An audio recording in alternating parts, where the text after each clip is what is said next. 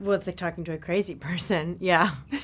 Until you realize, like, oh, poor guy, he's not crazy. He's like, well, you know, once you see what he's dealing with. But it was like a three-way. So what was it about this character that really resonated with you? I thought that there was an opportunity to make something that felt really current, and to be able to play a woman inside of this universe who wasn't a damsel in distress, and who had her own thing going on, and who took care of herself, and who demanded to be treated fairly, and who kept her chin up. And then, as things evolve, keeps herself relevant and involved in the fight. Do you find it was important that she didn't get back together in the end with Eddie? I think it's everything that she didn't get back together with him. I think it's everything that she broke up with him in the first place. I think, you know, you can sort of sum her entire character up in the line, I love you, but I love myself more. And to know her own worth and to demand to be treated better. It's a subtle thing, and it's not what the movie is about, but it's really sort of by and large what we're trying to say to the girls today, like, you're worth more and you should know it first. Tom spent a lot of this movie basically talking to himself. You're not real, you were just in my head. I don't know. Why would we do that? But as an actor, what was it like to act alongside someone who had a voice literally in his head?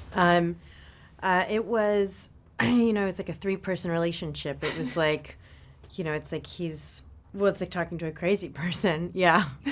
Until you realize, like, oh, poor guy, he's not crazy. He's like, well, you know, once you see what he's dealing with.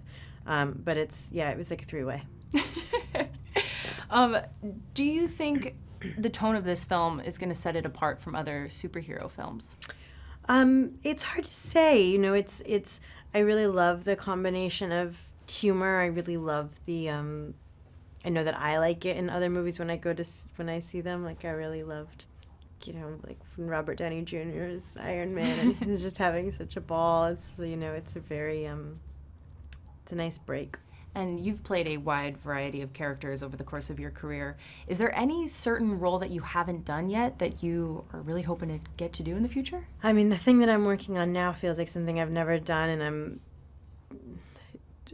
terrified, and so I feel very involved in the work at hand right now because I don't know where I'm gonna pull it from. But I think that's like the really exciting thing about going to work is sort of a combination of feeling your muscles get stronger in certain areas, so feeling like a little bit more ground beneath your feet, and then from that strength, trying to do things that you haven't done before, that you haven't really been able to reach before, because each job teaches you something. Each job fills in your gaps, and so when you come to the next one, you come to it a little bit stronger, a little bit smarter, a little bit more flexible, and so then with that new strength, then to keep experimenting feels like, you know, a decent enough way to stay interested in what you do and to not hopefully bore other people